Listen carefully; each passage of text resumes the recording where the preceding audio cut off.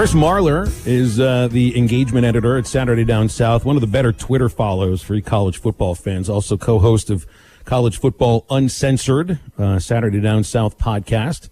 He's been with us on the show before. He's a good pinch hitter for Connor O'Gara.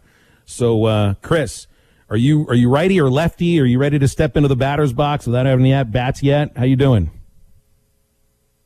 I'm just a good hitter in general. I hit 400 and I'm a switch hitter, so there you go. Not a pinch hit for anybody. Wow.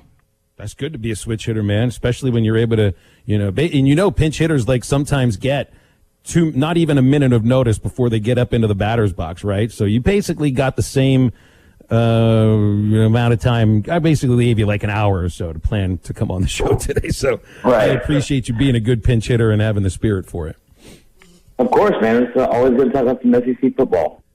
Well, all right, so I want to talk SEC football, but I want to ask about this possible alliance between the other three leagues that the information's starting to come out. They're at least talking about it over the weekend.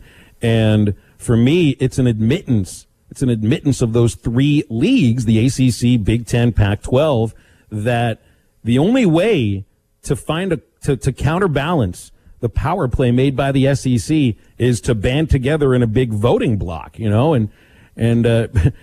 it's funny. And I think you put it perfectly on your Twitter feed about how, it's basically three almost mediocre college football conferences banding together. So what does that mean necessarily? I don't know. I just, as soon as it was announced, I was very excited, not because of the news. I just wanted to see all the memes because I knew it was going to be incredible to watch on social media. Those three conferences, you could make a case for the Big Ten and the ACC since they have at least been in the playoff every year and had a good showing. Ohio State seemingly is in it every year, and they have won a college football playoff. The Pac-12, I just want to know how that conversation went. As they just saddled up to try and I guess piggyback off of whatever the Big Ten and the ACC were doing. And really, those two conferences are really comprised of 4 to 5 schools. So I'm not really sure what the plan would be. But yeah, you're right. It was a very defensive and reactive move, and just hats off to Greg Sankey for, as usual, being at the forefront of everything. I'll tell you how the Pac-12 got in there. It's basically the college football mom told Big Ten that the little brother Pac-12 had to come, and ACC wasn't happy about it. But mom said, I got to bring little junior, so that's what happened. And kind of along the same lines, which alliance do you think is better? This alliance or the Alliance of American Football, which technically still owes me money? God, that's a beautiful, beautiful question. It's definitely the Alliance of American Football. I mean, I still have a lot of my Atlanta legends. Oh, yeah? Apparently like that. No, not really. I had the koozie, and I mistakenly bought a jersey. I don't want to talk about it. It was a bad investment. I mistakenly worked for the Memphis Express, so, we both made some bad decisions. Significantly worse. Well, obviously, going into the season, you see the coaches poll. They pick Alabama number 1. The AP poll just came out a few minutes ago. Alabama number 1. It feels boring to say there's no surprise to all of this. What other, and Georgia would be, I guess, an easy option to say this, but what are the other schools in the SEC, if there's one that you could point to, that you think would have a real opportunity to dethrone Alabama this year, if anybody?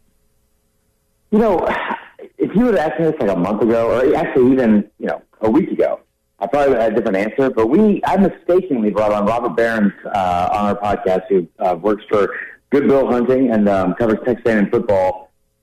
Super nice guy, and just absolutely terrified me of Texas A&M this season because it's not the fact they return so much on defense. I know there's a lot to replace in the offensive line, but they bring back some really great skill position players. They have a really, really underrated defense. If you look at after the Bama game last year, they closed out the season with I think 6 out of 7 double-digit wins. They were giving up an average of 280 yards a game, and they were really, really good last year, and especially on the defensive side of the ball. The fact that they have, for a 4th consecutive year, the continuity with the coordinators, with both offensive and defensive coordinators coming back, that is what scared me. Because that's somebody that grew up watching Alabama football. I don't even know what that means. Everyone just leaves in the offseason. So I think that kind of stability around that program and that kind of confidence you've kind of seen from Jimbo Fisher in the offseason, if it wasn't Georgia, that would be my pick. In the SEC East, Kentucky announced that Will Levis, the transfer from Penn State, will be the starting quarterback. Does Mark Stoops finally have I'm not going to say elite SEC quarterback, but at least a decent quarterback at Kentucky? I would think so. Like, he's had some. Well, you know what? No, he hasn't. Yeah, You're right. I know. I would catch myself on that. No, I think he does.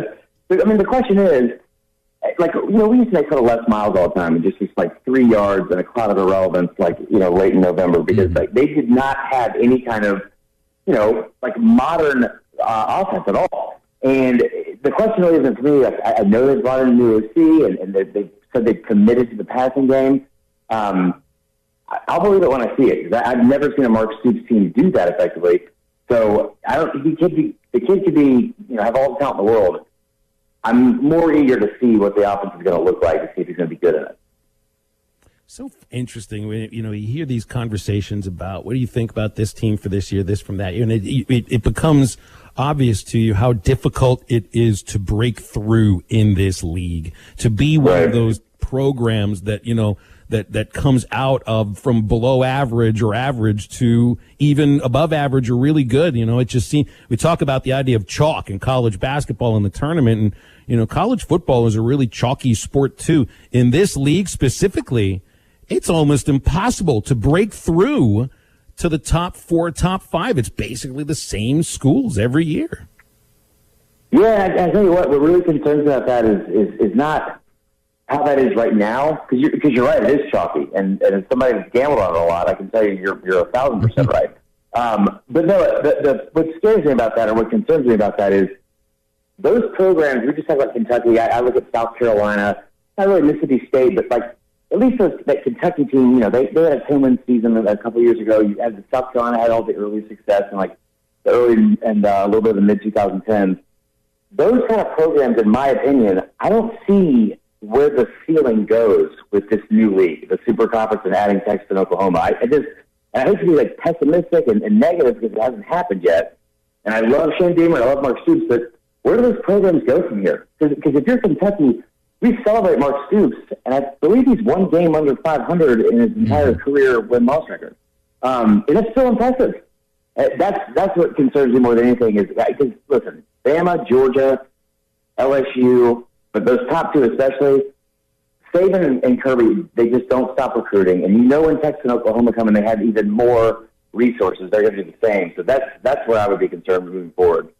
Speaking of Texas, who will be hoping to break through the SEC and make it into that top echelon, they somehow still keep getting preseason votes for things. They get the 21st ranking in the AP poll. So when it's all said and done, do they finish higher than 21st or below 21st? And before you answer, I just wanted to remind you, everyone here listening is really excited to see them play September 11th on the Hill.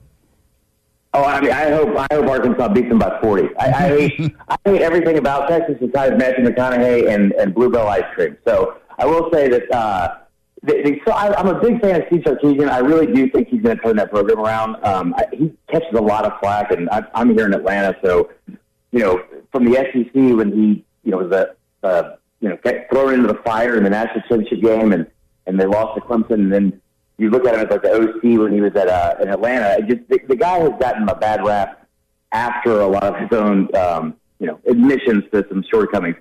That guy is the best play caller I think I've ever seen in college football. And the fact that the way he schemes people open, there's no reason that Devontae Smith was ever open after the third week of the season.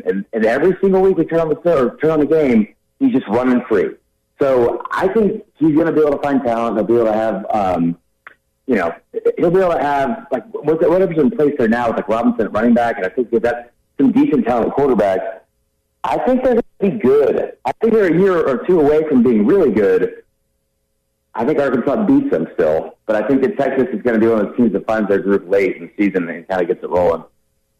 But Chris, and we'll finish on this, I feel like Texas, and not Oklahoma, Texas coming into the SEC automatically gives everybody else in this league someone to root against. Like, it's so easy to root against Texas. You want to root against Alabama, good luck. They don't lose enough for it to matter very much.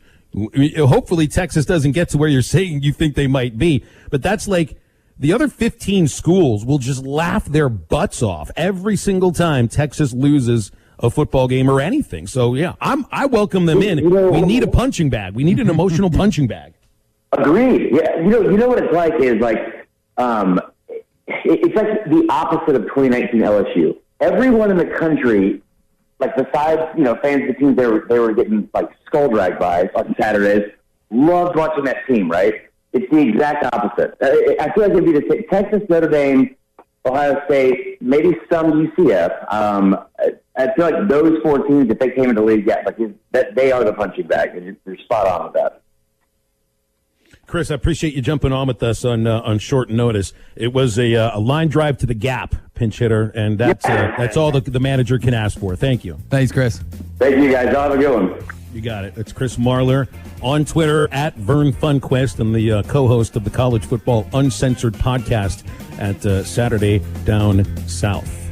All right, we're about to wrap up hour number 1 of halftime. 877-377-6963 is the number to get with this. What do you think of this possible alliance of the Pac-12, ACC, Big Ten? Where does Notre Dame fit into all of this? And thoughts of what you got for 3 Up, 3 Down coming up at the start of the second hour. And Jason Carroll will grace us with his presence as well on this lovely Monday, in which Matty T is already in the crosshairs of JT and Hot Springs because we haven't played a single Elvis Presley song, and it is the anniversary RIP. of the King's untimely death. So halftime's back after this. Smile. You know, the start of the season is just around the corner, and if you're into sports betting, Bet Online is where you should go to win some money today. Whether it's live bets during games or future bets on who you think will win the championship, Bet Online has all the latest odds, news, and information for all your online sports betting needs. Visit the website today or use your mobile device to join and receive a 50% welcome bonus on your first deposit. So before the next big game or before the season starts, head on over to Bet Online and start playing today. That's Bet Online, your online sportsbook experts.